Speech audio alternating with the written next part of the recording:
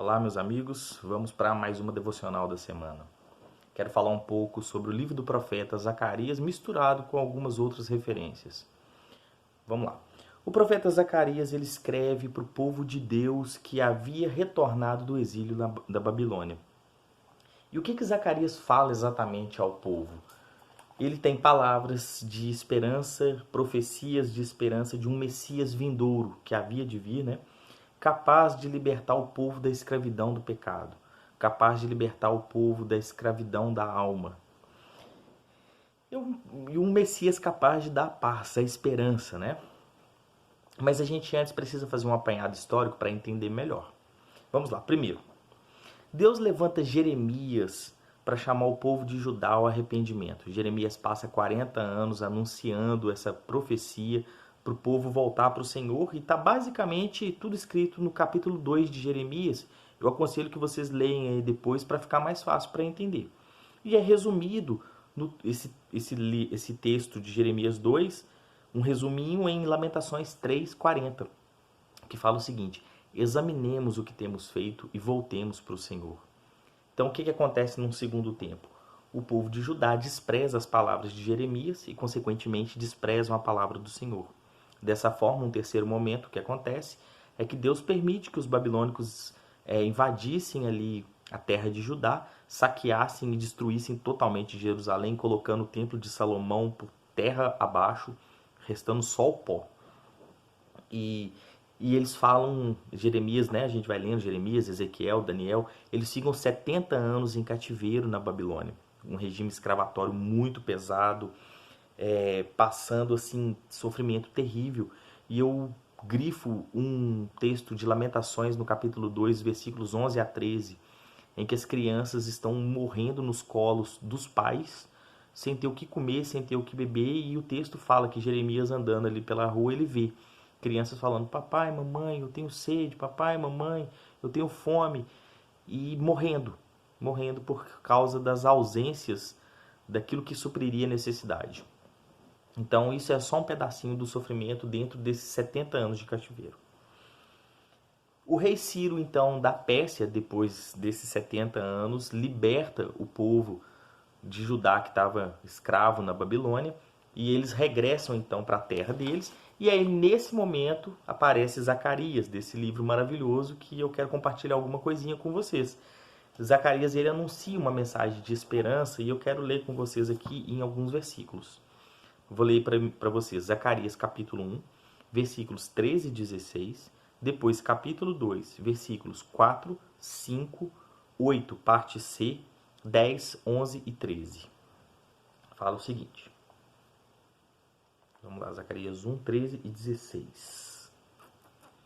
O Senhor Deus respondeu com carinho ao anjo que estava falando comigo e disse palavras de consolo. Portanto, cheio de compaixão, eu voltei para Jerusalém. Eu, o Senhor Todo-Poderoso, prometo que o templo e a cidade todas serão construídas de novo. Capítulo 2, versículo 4, aqui começando. E o primeiro anjo disse: corra depressa e diga ao rapaz que está com a fita de medir. Jerusalém terá moradores de novo e haverá tantas pessoas e tantos animais morando lá que não será possível construir uma muralha em volta da cidade. Pois o Senhor Deus promete que Ele mesmo será como uma muralha de fogo em volta de Jerusalém, e que Ele morará na cidade e ali mostrará sua glória. Quem toca no meu povo, toca na menina dos meus olhos. O Senhor Deus diz: moradores de Jerusalém, cantem de alegria, pois eu virei morar com vocês. Naquele dia, muitos povos se juntarão a Deus, o Senhor, e o seu povo, e ele morará com eles. Que todos se calem na presença de Deus, o Senhor, pois ele vem do seu santo lugar para morar com seu povo. Deus dizendo que não seria nem necessário construir uma muralha em volta de Jerusalém, pois ele mesmo seria como uma muralha de fogo ao redor da cidade. E ele seria ali o protetor, ele seria a segurança, ele seria o socorro de Jerusalém. E é como diz o ditado: é basicamente a gente vendo essa história e contextualizando e vendo o que Deus fala aqui, é literalmente a bonança que vem depois da tempestade. E Deus é essa bonança ao povo. Os versículos 10, 11 e 13, que foram os últimos que eu li, é uma promessa dada e especialmente cumprida em alguns textos que eu quero compartilhar com você para a gente aplicar nos dias de hoje. Primeiro, Filipenses 2. Filipenses capítulo 2. Deixa eu abrir aqui, minha Bíblia está toda marcadinha. Filipenses capítulo 2, dos versículos 6 ao 11. Presta atenção, Deus disse lá, através de Zacarias, que viria morar com o povo. Sairia do seu alto lugar e viria morar com o seu povo. Ele tinha a natureza de Deus, mas não tentou ser igual a Deus. Pelo contrário, ele abriu mão da sua glória. Ele abriu mão de tudo que era seu e tomou a natureza de servo, vivendo assim igual aos seres humanos. E ele foi humilde e obedeceu a Deus até a morte e morte de cruz. Por isso Deus lhe deu a mais alta honra e pôs nele o nome que é sobre todos os nomes, para que, em homenagem ao nome de Jesus, todas as criaturas no céu, na terra e debaixo da terra caiam de joelhos e declarem abertamente que Jesus Cristo é o Senhor, para a glória de Deus Pai. Olha, ele veio morar no meio dos homens. E aí vem um texto maravilhoso de João 14, outro texto marcadinho aqui. Vou ler com vocês os versículos 18 e 26. Jesus dizendo: eu não vou deixar vocês abandonados, não deixarei vocês órfãos, mas voltarei para ficar com vocês. O Auxiliador, o Espírito Santo, que o Pai vai enviar em meu nome, ensinará a vocês todas as coisas e fará com que lembre de tudo o que eu ensinei a vocês. E aí vem um texto maravilhoso em Atos 1, 8. Lucas falando: porém, quando o Espírito Santo descer sobre vocês, vocês receberão poder e serão minhas testemunhas em Jerusalém, Judéia, Samaria e até nos lugares mais distantes da terra. E por fim, Efésios, capítulo 1, versículo 14, que fala o seguinte: o Espírito Santo é a garantia de que receberemos o que Deus prometeu ao seu povo. O Espírito Santo é a garantia do que Deus prometeu ao seu povo.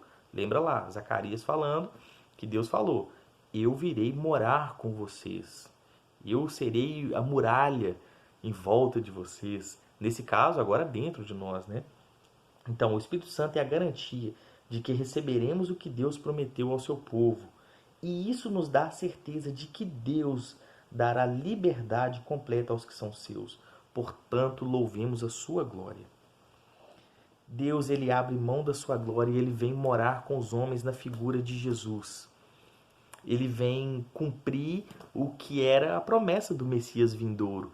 E ele morre e ressuscita, liberando assim a salvação completa para o povo, para todo aquele que crê nele. E aí, quando ele sai de cena e ele ascende aos céus, ele deixa o próprio Espírito, que é parte da Trindade, ou seja, o próprio Deus, morando em nós. Em nós quem? Todos aqueles que creem no Senhor Jesus, como Filho de Deus, como Messias, como aquele que nos salvou do pecado, nos resgatou das trevas e nos transportou para o reino da luz. Então, é lindo ver isso. Está além de ser um muro de fogo ao nosso redor, mas agora ele é um muro de fogo dentro de nós. Ele é a nossa proteção, ele é a nossa salvação, ele é o Deus em nós. E é dessa forma que Zacarias ele vem profetizando a esperança para o povo. Hoje a gente compreende de uma forma muito mais vívida, muito mais limpa. E é isso. Deus ele sai, abre mão da sua glória e ele vem, se dá por nós e hoje mora em nós. Essa é a palavra de esperança que fica. Deus te abençoe.